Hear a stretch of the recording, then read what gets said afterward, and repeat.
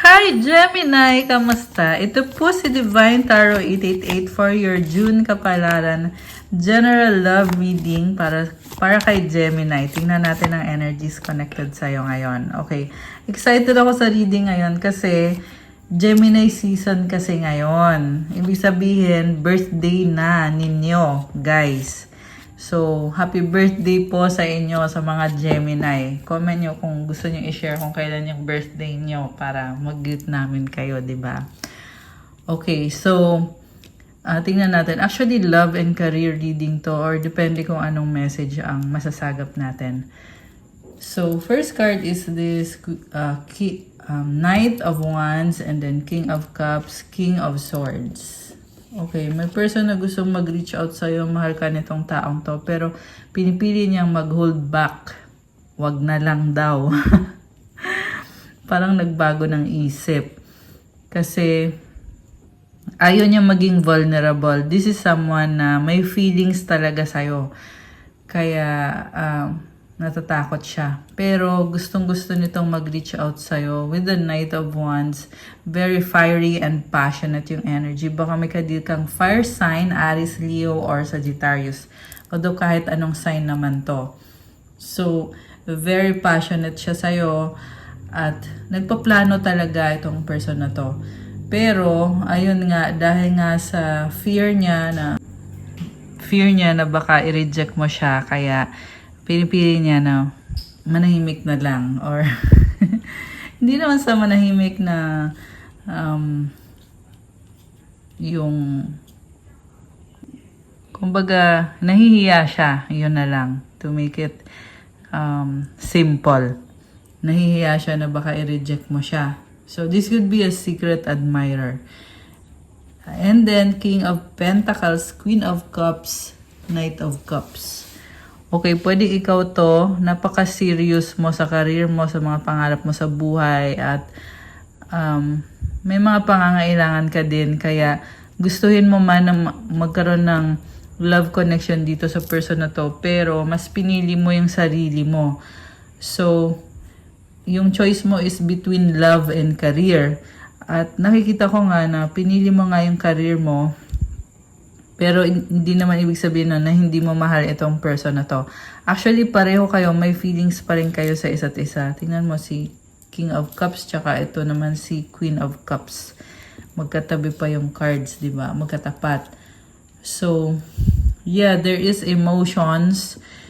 At marami din kayong pangarap sa buhay, guys. Pero, napaka-serious mo kasi gusto mo na maayos yung career mo, ang taas ng ambition mo, ang taas din ng standards mo sa nakikita ko. At,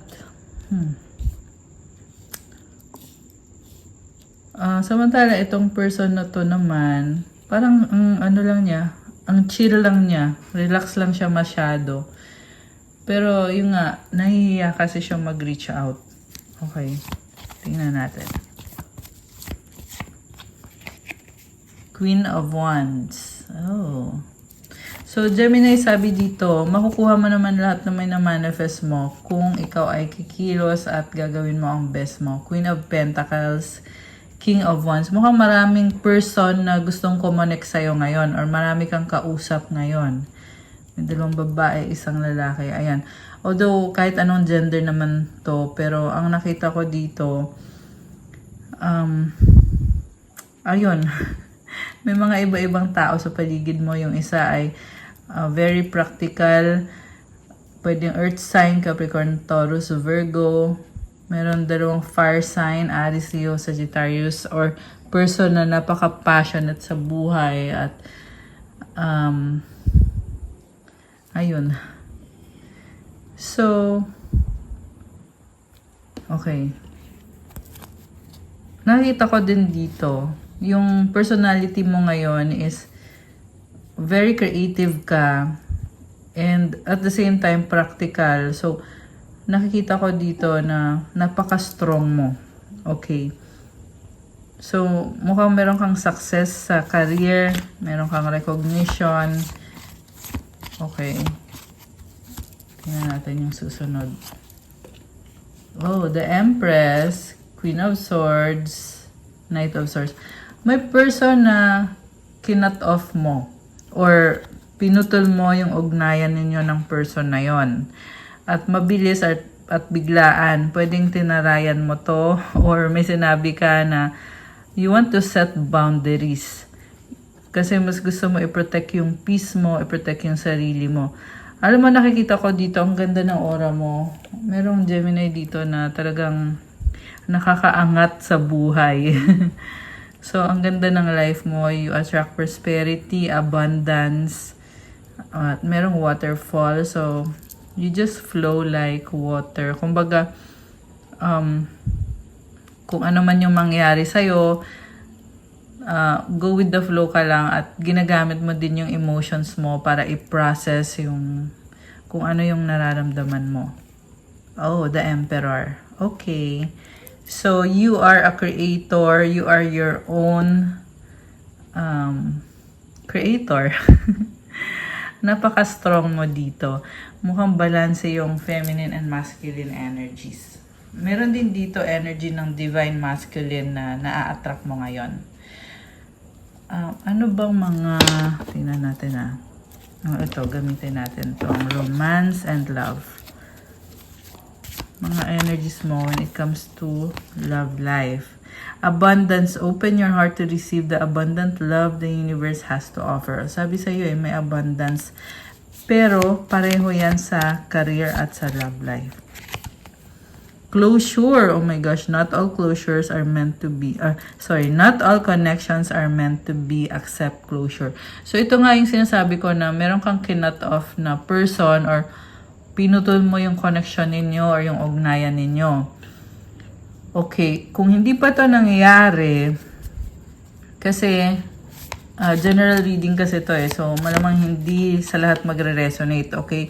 Pero, abangan nyo guys kasi pwedeng bukas pa to mangyari sa susunod na araw, sa susunod na linggo. Ganun kasi minsan yung mga energies pinapakita na sa atin dito sa tarot readings kahit hindi pa nangyayari or advance yung mensahe. Okay? Baka mabigla ka na lang na ito nga yung nangyari. Tapos, maalala mo na lumabas ito sa reading. Ayan. Let me know kung sino man ito na nasagap natin ngayon. Okay. Relax. Find joy in the simple pleasures of just being together. Okay. Relax na relax ka ngayon. I-enjoy mo yung abundance. Okay. Connection. Love is a bridge. Connecting souls. Cherish those connections. Right path. Love is a beautiful journey and you're on the right path. Okay. So,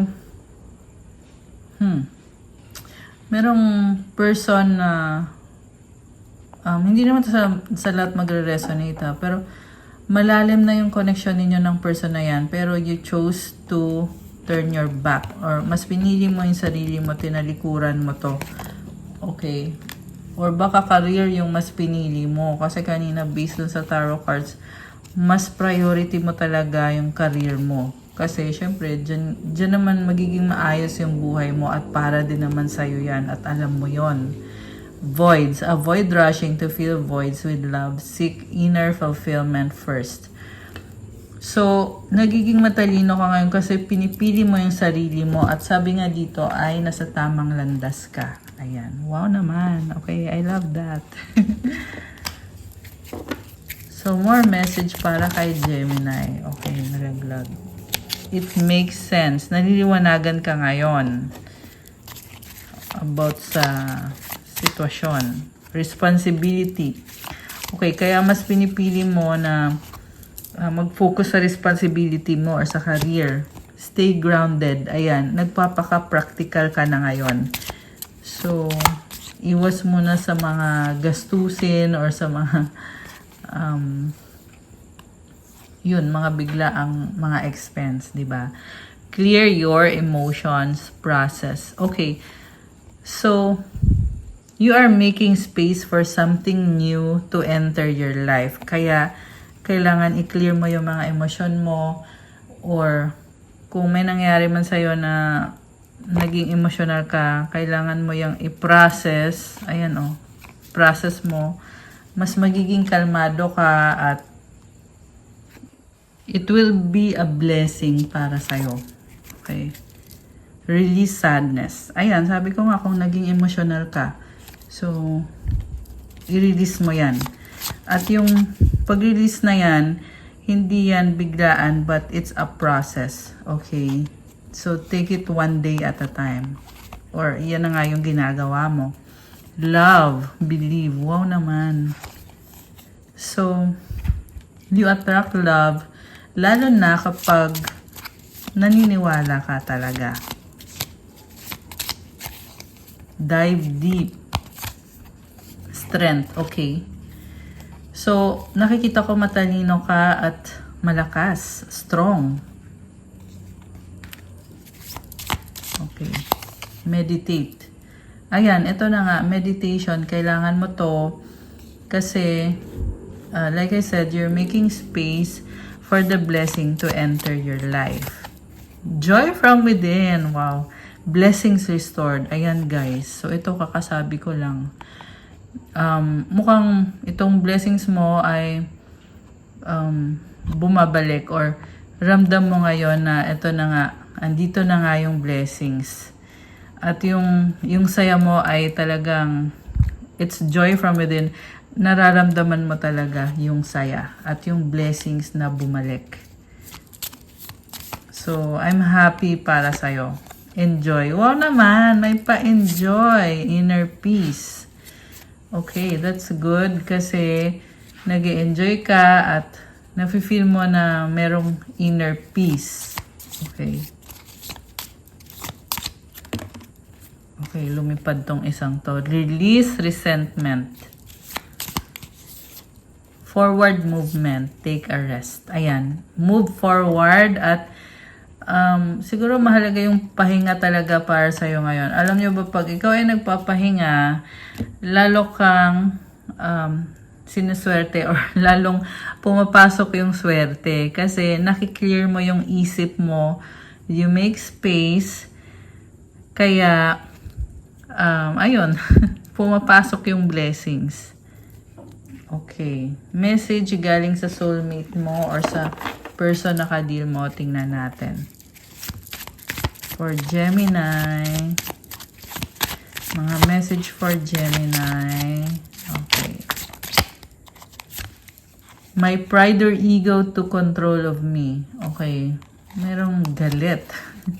I have so much things running in my head. Okay.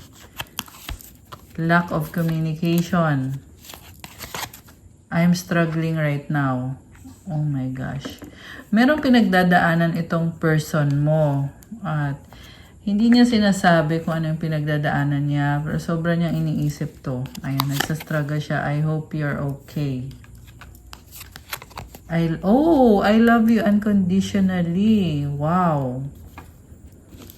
Okay, so malalim. Malalim. Okay. This is a strong message. I can't move on from you. Okay. So, ibig sabihin, hindi kayo nag-uusap. Ayan. Pero, hindi siya makamove on sa'yo. Sobra kang mahal. I love you unconditionally. Okay. Ano bang nangyari dito? I miss you. Thinking of you makes me smile. Okay. So, iniisip ka niya at napapangiti siya. Namimiss ka niya. Give me another chance. You are my peace. Wow. So, manghihingi siya ng another chance kasi sa'yo niya natagpuan yung peace. Grabe. We have to unite. Challenges, obstacles. So, gusto niya mangyari yung reconnection, reconciliation, union, pero may mga challenges. I need you. Okay. Yung mga challenges, yan kasing tinitingnan ngayon nitong person na ka-deal mo bago siya mag-reach out sa'yo or bago siya bumalik sa buhay mo or lumapit sa'yo. And I feel like yung mga challenges na yan, sa isip niya yan eh. Pero, yeah, kasi kahit may challenges, kung gusto mo talagang kumonek sa tao, pwede naman. Kaya lang, medyo over-analyze niya. Ito, sabi nga dito, I have so much things running in my head. Okay, so tingnan natin from the tarot. Alisin ko muna itong mga cards dito, guys. Ayan. So, okay. Gemini.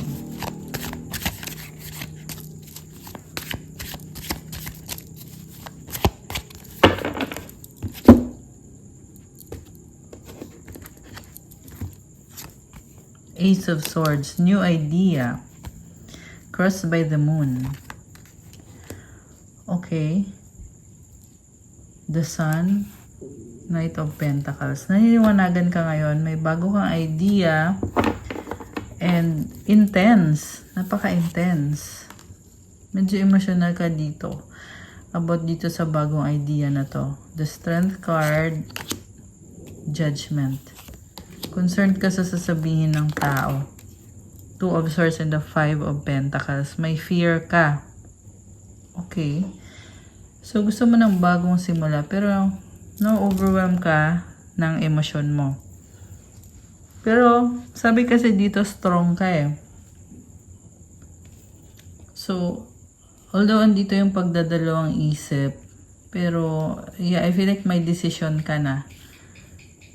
Okay, so ano ka, ang tanong, ano tong bagong idea na to? Well, ikaw kasi yung nakakaalam nun. Okay. Knight of Cups. Oh. Project. Pwede kasi to sa love, pwede din to sa career. Ten of Swords, Three of Wands, Page of Swords, Two of Pentacles. May ending. May kang hinihintay.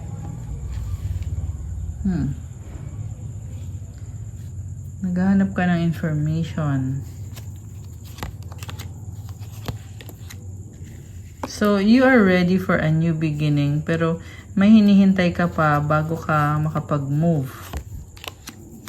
Ten of Cups, Three of Pentacles, Five of Cups, and the Seven of Swords.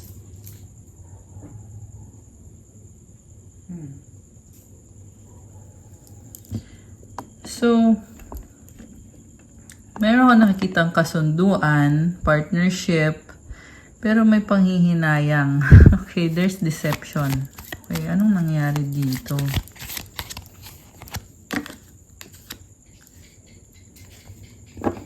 So, yeah, itong person na ka-deal mo,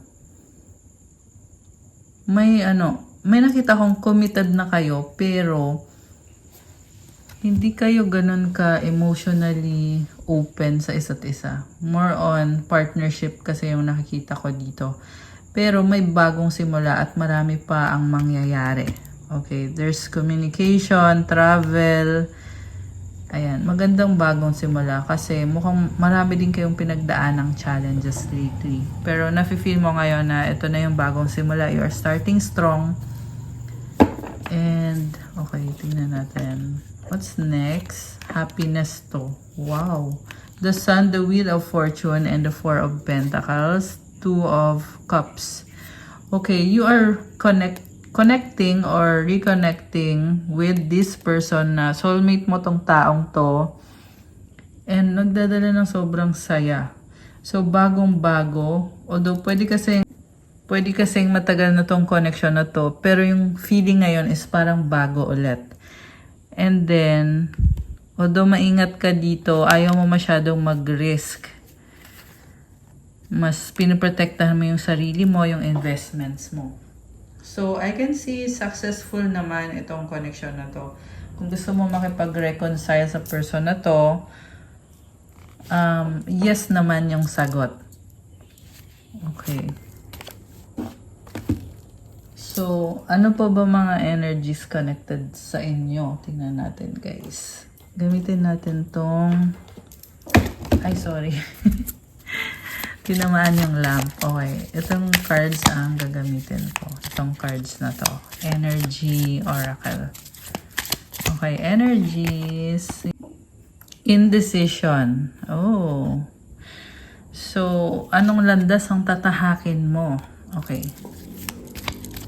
So, hindi ka pa makapag-desisyon. Okay. And then, second chakra, Archangel Ariel. Oh, very passionate energy. So, motivated ka ngayon and that's good. All tied up. Yeah, mukhang marami kang responsibilidad kaya all tied up, hindi ka makaalis o hindi ka makagalaw. Man holding a heart. Wow naman. So, there is this romantic person. Pwedeng mahaba yung hair niya. Or, in general, this is a person na openly sinasabi niya kung ano yung nararamdaman niya. Yung emotions niya. And, yeah, very romantic. Siyempre, hawak niya yung heart. Diba? Man holding a heart. Ayan. Attachments. Okay, ano pa? Ano pa mga energies around you? Magician and the Mirror. Ibig sabihin, ready ka na. Okay, the Magician is someone na manifestor. Yun. Blossoming abundance. Ayan, napakadaming blessings. I love it. The Garden and the Gate. So, again, abundance and prosperity yung nakikita ko. Angel of Love. So, yeah. Patience. Okay. Strategy. And last one, 6th chakra, Archangel Metatron. Lumalakas yung intuition mo ngayon. So, you are strategizing or nagpaplano ka, or it's a good time for you na magplano kasi ang lakas ng intuition mo ngayon, nasa Gemini season tayo, and actually kaka-new moon lang, and the new moon is also in Gemini. So talagang favorable sa'yo to in a way kasi ito na nga, lumalakas yung intuition mo. Okay, ito, tingnan din natin. Oh, the Sun. Naliliwanagan ka, you're gaining clarity, and there is so much positive energy. Community. Ayan, maraming mga tao sa paligid mo. Okay. So, kuha tayo ng sagot sa wish mo. Kasi, birthday kasi ni Gemini, di ba? So, ayan guys. Mag-wish kayo. Tingnan natin anong sagot.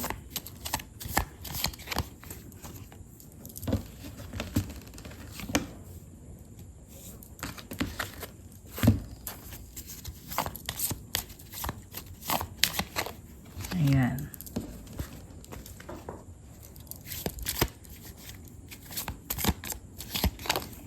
Okay. Tapos, kuha ko kayo ng advice.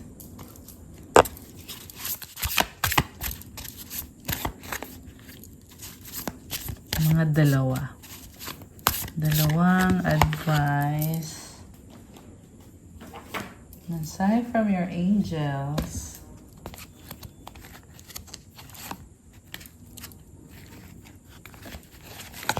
Okay. Ito pa. May isa pa. So, okay. Tingnan natin ang sagot sa wish mo. Sana yun. Okay. Ito guys. So, ang sagot sa wish mo ay choose a new direction. Okay. Magbabago ka ng direksyon. Bagong landas ang tatahakin mo. Okay. Kung kailan mangyayari ang wish mo within the next few months.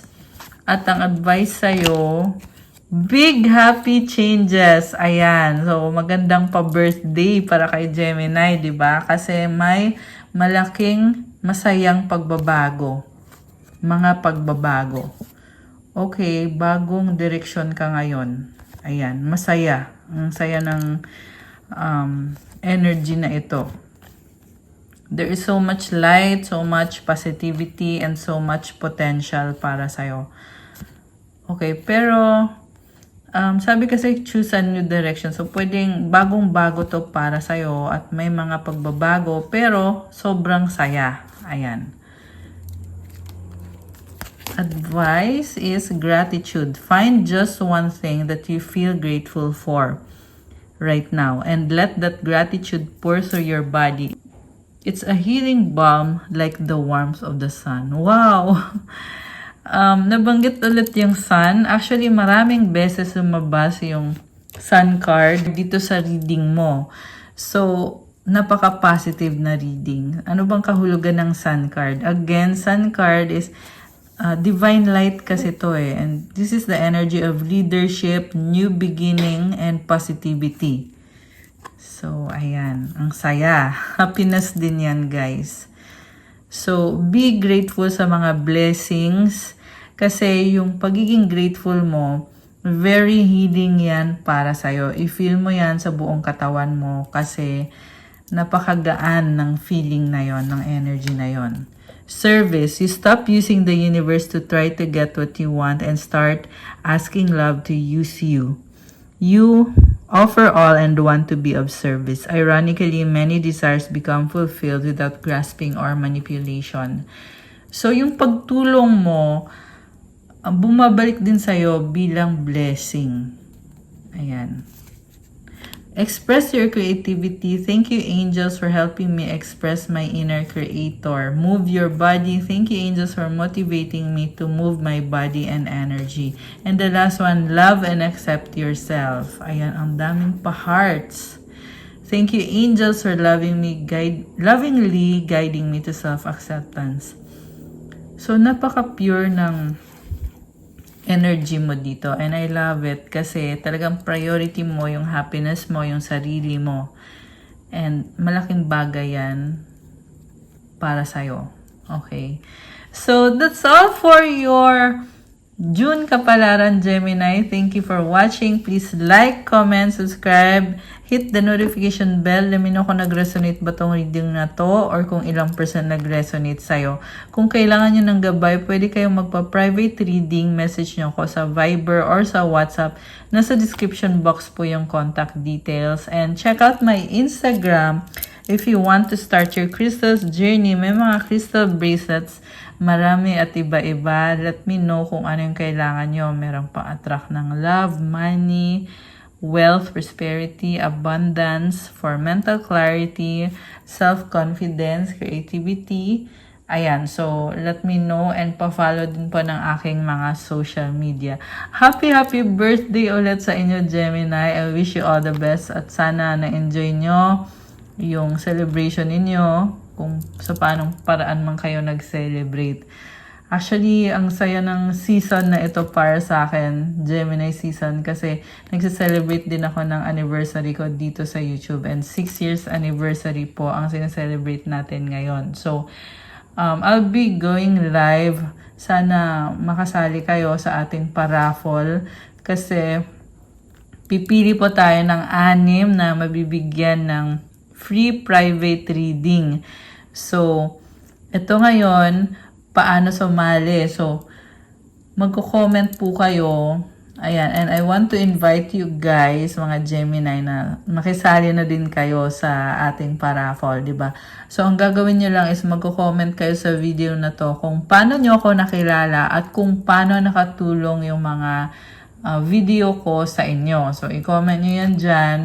At yung mga comment na nagustuhan ko yung sagot nyo, kasama kayo sa paraffle at may chance kayong manalo ng free private reading. At abangan nyo po yung ating paraffle. Ayan, sabi sa'yo special talaga yung Gemini season sa akin. Nakakatawa. So, ayan guys. So, I'll see you again soon, Gemini. Thank you again sa lahat ng ginagawa niyo sa channel na to. Sa pag-like, sa panonood, sa pag-share ng video, sa pag-comment, subscribe, at lahat-lahat. So, see you soon. God bless you and stay safe. And happy birthday ulit and God bless.